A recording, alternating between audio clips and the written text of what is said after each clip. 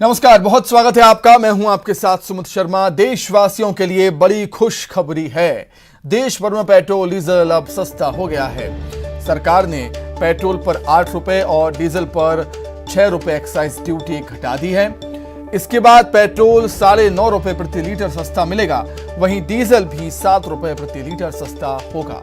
वित्त मंत्री निर्मला सीतारमण ने ट्वीट कर बताया है कि सरकार ने सेंट्रल एक्साइज ड्यूटी घटाने का फैसला किया। केंद्र सरकार ने पीएम उज्ज्वला योजना के करीब 9 करोड़ लाभार्थियों को गैस सब्सिडी देने का भी फैसला किया है। सरकार ने कहा है कि वो प्रति गैस सिलेंडर 200 रुपए की सब्सिडी देगी।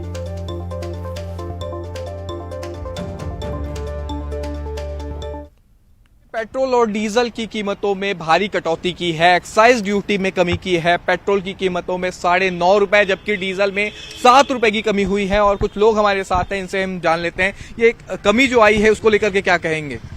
अच्छा है, बढ़िया है। केंद्र सरकार अच्छा काम कर रही है और वेट टैक्स अच्छा घटा दिए हैं। वैसे स्टेट गवर्नमेंट को भी कुछ ना कुछ इसमें करना चाहिए और स्टेट को भी थोड़ा सा वेट कम करना चाहिए। मान लिया था कि अब इतना ही है पेट्रोल, नहीं ऐसा तो नहीं है। अब मोदी जी है तो हमको पूरा भरोसा है कि आज नहीं तो कल मतलब वो तो कम कर ही देंगे, कोई दिक्कत नहीं है उसमें। तो अभी रायपुर में जो है पेट्रोल 111 रुपए 47 पैसे में मिल रहा है। और अभी आप देखेंगे कि पेट्रोल पंप पे जो लोग पहुंच रहे हैं उनसे एक बार हम जानने की कोशिश करते हैं कि क्या कुछ कहेंगे।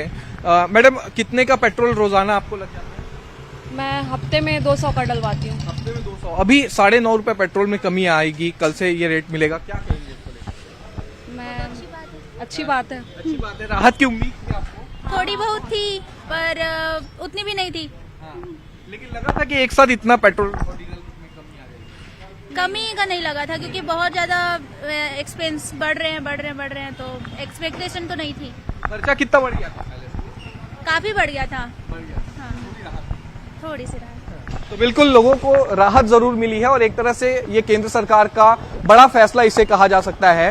हालांकि अभी एक्साइज ड्यूटी कम हुई है और इसके बाद अब निगाहें राज्य सरकार की ओर है कि क्या राज्य सरकार वैट की दरों में कमी करती है। और अगर राज्य सरकार भी इस पर कोई फैसला लेती है तो आने वाले दिनों में पेट्रोल और भी ज्यादा सस्ता मिलेगा।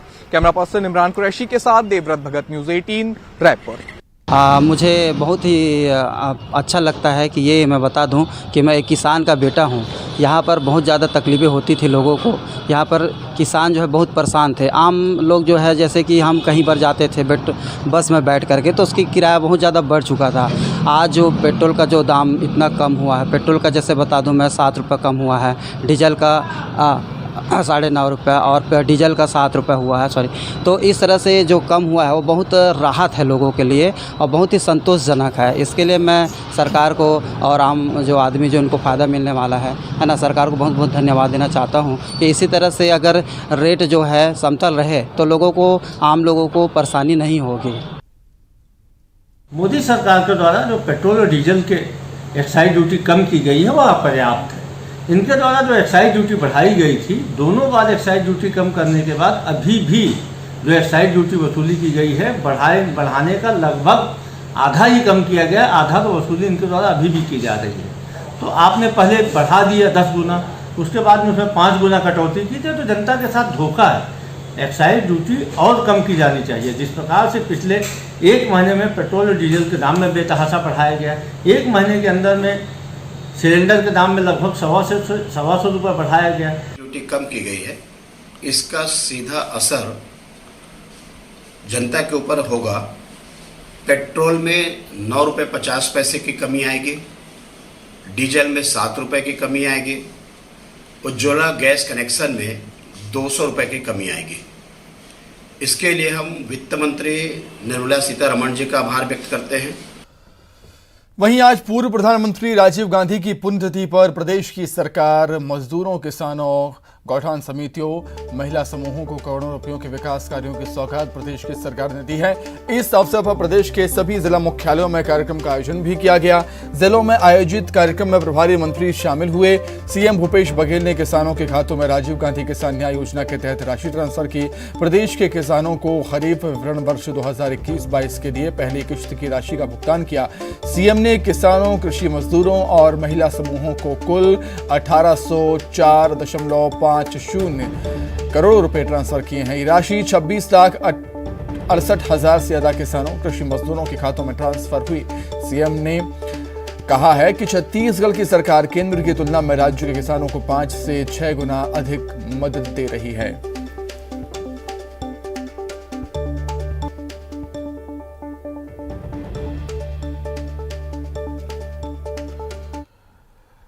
छत्तीसगढ़ के सभी जिला मुख्यालयों में पूर्व प्रधानमंत्री राजीव गांधी की पुण्यतिथि पर मजदूरों, किसानों, गौठान समितियों, महिला समूहों को पैसे देने के कार्यक्रम का आयोजन किया गया, जिसमें मंत्री, विधायक और संसदीय सचिवों ने हिस्सा लिया। आप टीवी स्क्रीन पर रायगढ़, कोंडागांव, महासमुंद, राजनांदगांव, कवर्धा, धमतरी, मुंगेली और कोरबा में कार्यक्रम का आयोजन किस तरीके से किया गया वो देख रहे हैं। हितग्राहियों के खातों में पैसे ट्रांसफर किए गए।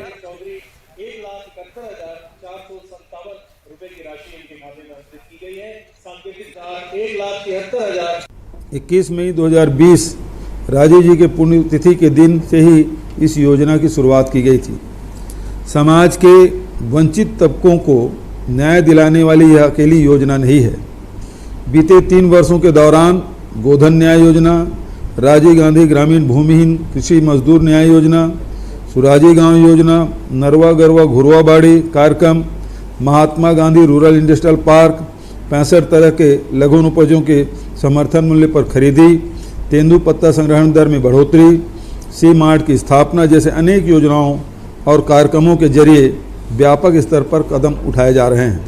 आज उनकी पुण्यतिथि है। आज एक साथ 3 न्याय योजना के हितग्राहियों को राशि वितरण किया जा रहा है।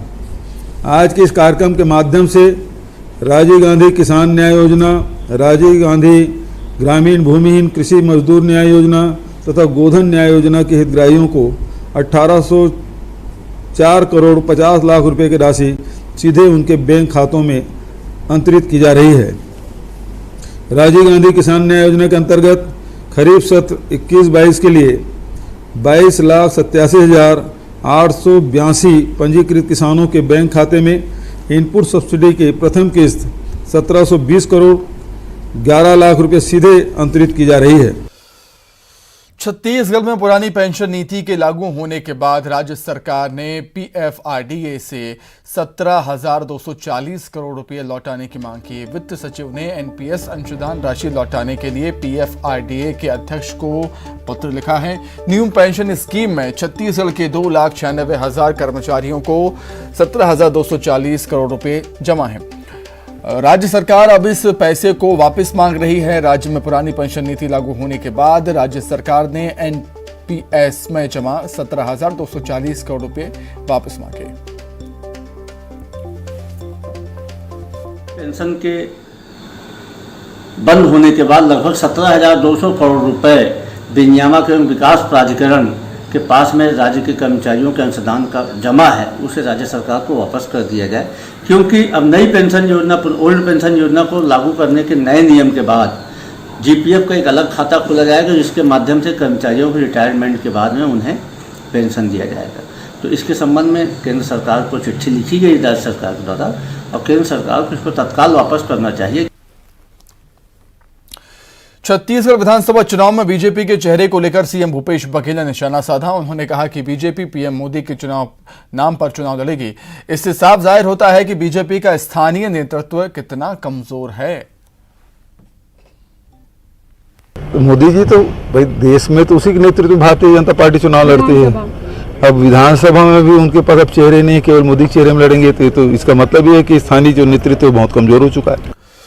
जयपुर से वापस रायपुर लौटे पूर्व मुख्यमंत्री रमन सिंह ने बीजेपी के प्रदेश अध्यक्ष को लेकर बड़ा बयान दिया। उन्होंने कहा कि कई लोगों ने बीजेपी का नया प्रदेश अध्यक्ष बनने के लिए कपड़े भी सिला रखे हैं। आखिर कौन प्रदेश अध्यक्ष नहीं बनना चाहता? सीएम के बयान पर भी उन्होंने पलटवार किया।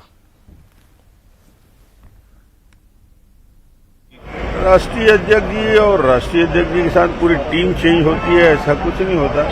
राष्ट्रीय अध्यक्ष जी आगे नई जवाबदारी में और फिर नए सिरे से काम करेंगे। प्रदेश में जो वर्तमान टीम है उसका कार्यकाल बहुत बाकी है। लेकिन सर, प्रदेश अध्यक्ष के लिए कई भाजपा के नेता भी सक्रिय नजर आ रहे हैं। अब किसको इच्छा नहीं होती यार, सबके मन में इच्छा पाल के रखे हैं, कपड़ा सिलवा भी लिए। पूरे देश में अकेला ऐसा चेहरा देश और दुनिया में नरेंद्र मोदी का चेहरा है, जिसपे पूरे प्रदेश में आज भूपेश बघेल शायद नहीं जानते। कभी प्रदेश हिंदुस्तान के सभी राज्यों में कांग्रेस की सरकार हुआ करती थी। आज से 10 साल पहले भी 13 राज्यों में सरकार हुआ करती थी। आज भूपेश जी तुम्हारे कांग्रेस की हालत ये हो गई कि 2 राज्यों में सीमित हो गए, उत्तर प्रदेश में 2 में सीमित रह गए और लोकसभा में नेता प्रतिपक्ष नहीं बन पाए। ये कांग्रेस की हालत क्यों हुई है? कांग्रेस की इन्हीं नीति और सोच की। अब बात करते हैं सड़क सियासत और विवादित बयान की। जी हां, आबकारी मंत्री कवासी लखमा ने नारायणपुर की सड़कों की तुलना हेमा मालिनी के गालों से की। उन्होंने सीएम के बस्तर दौरे के दौरान बीजेपी पर निशाना साधते हुए कहा कि 15 साल पहले नारायणपुर में कोई सड़क नहीं थी, हमने कई किलोमीटर सड़कों का निर्माण कराया और ये सड़कें बिल्कुल हेमा मालिनी के गालों की तरह हैं। वहीं मंत्री कवासी लखमा के बयान पर बीजेपी ने पलटवार किया। कांग्रेस पर निशाना साधने के दौरान बीजेपी नेता ने सोनिया गांधी और प्रियंका गांधी को लेकर विवादित बयान दिया। सुनिए।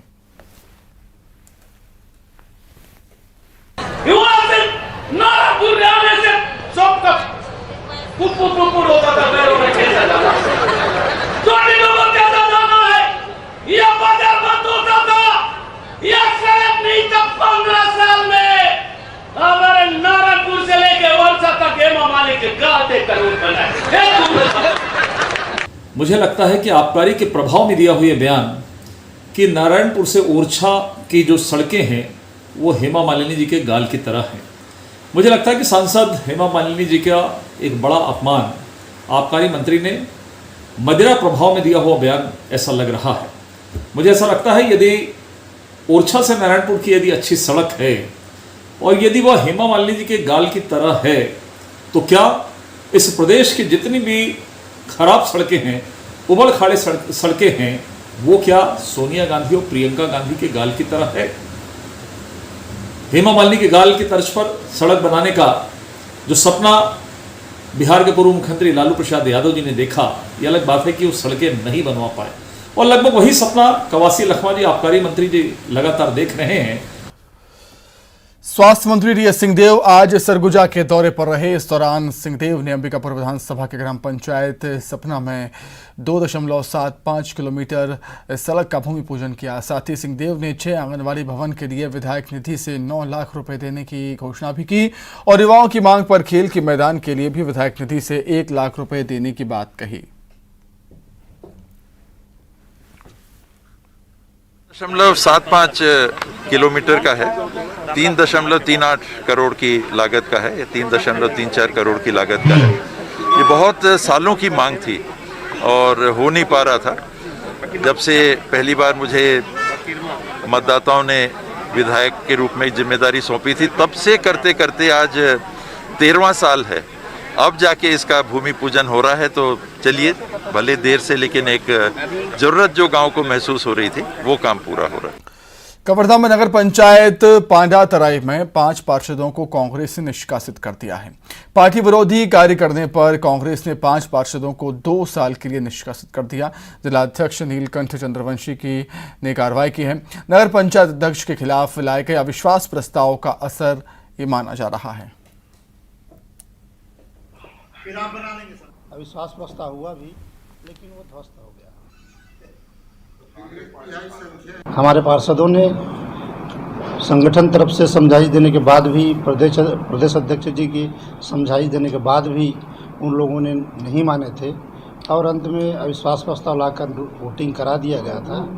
यह एक प्रकार से पार्टी विरोधी गतिविधियों में शामिल जैसा ही है। इसलिए हाईकमान के निर्देशानुसार ये 5 पार्षद श्रीमती प्रिया गुप्ता जी, श्री सरोज जायसवाल जी, श्री जसबीर सिंह सलूजा जी, सविता पाटस्कर जी और श्री संतोष गोयल जी, जो कि उपाध्यक्ष है नगर पंचायत पांडा तरेगा।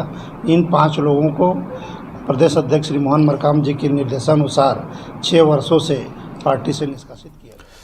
सरकार ने गोल बाजार के व्यापारियों का विकास शुल्क और निर्माण शुल्क माफ करने का फैसला किया। गोल बाजार व्यापारी महासंघ के पदाधिकारियों ने महापौर एजाज टेबर के साथ सीएम भूपेश बघेल से उनके निवास पर मुलाकात की। महापौर एजाज टेबर, नगर निगम आयुक्त प्रभात मलिक भी उनके साथ थे। महापौर एजाज टेबर ने बताया कि गोल बाजार में कई व्यापारी छोटे छोटे व्यवसाय करते हैं। मुख्यमंत्री ने व्यापारियों के अनुरोध पर निर्माण शुल्क और विकास शुल्क माफ करने की घोषणा की है। इस घोषणा से गोल बाजार में व्यापार करने वाले लगभग 1000 से ज्यादा व्यापारियों को लाभ मिलेगा, जबकि निगम के खाते में 103 करोड़ की जगह 80 करोड़ ही आएंगे।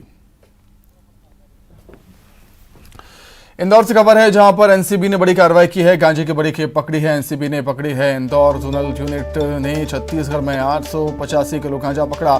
कार और ट्रक की तलाशी में ये गांजे की बड़ी खेप मिली। एनसीबी ने 6 आरोपियों को गिरफ्तार भी किया। दतिया में की जानी थी गांजे की सप्लाई। कबीरधाम जिले के पिपरिया थाना इलाके में कार्रवाई हुई है। जब्त गांजे की कीमत लाखों में बताई जा रही है।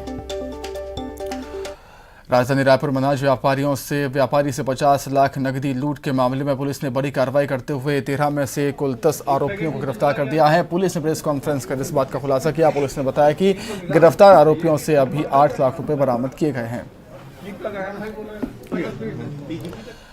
जगदलपुर के चित्रकूट वाटरफॉल में शुक्रवार को छलांग लगाने वाली महिला का शव निकाल लिया गया। कड़ी मशक्कत के बाद गोताखोरों ने महिला का शव बाहर निकाला है। हालांकि अभी तक महिला की शनाख्त नहीं हो पाई है। कोरबा की कोयला खदान में कोयला चोरी का वीडियो वायरल होने के बाद एससीसीएल के जवान हरकत में आ गए हैं। दरअसल एक वीडियो वायरल हो रहा था जिसमें सीआईएसएफ के जवान कुछ गाड़ियों पर पत्थर फेंकते हुए नजर आ रहे हैं। इतना ही नहीं, गाड़ी वाले उतरकर सुरक्षा बलों से उलझते भी नजर आ रहे हैं। बेतहाशा गर्मी से बचने के लिए इंसान तो क्या जानवर तक परेशान है। ऐसा ही कुछ दिल दहला देने वाली तस्वीरें सामने आई हैं छत्तीसगढ़ के कोरबा जिले से, जहां एक सांप गर्मी से बचने के लिए जूते में जा छिपा। जैसे ही जानकारी मिली, स्नेक कैचर को वहां पर बुलाया गया। स्नेक कैचर ने उसका रेस्क्यू किया।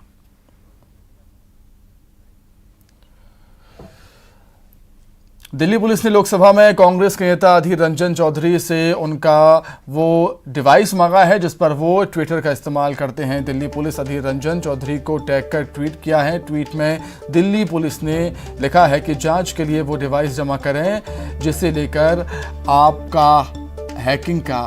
हैकिंग का दावा कर रहे हैं।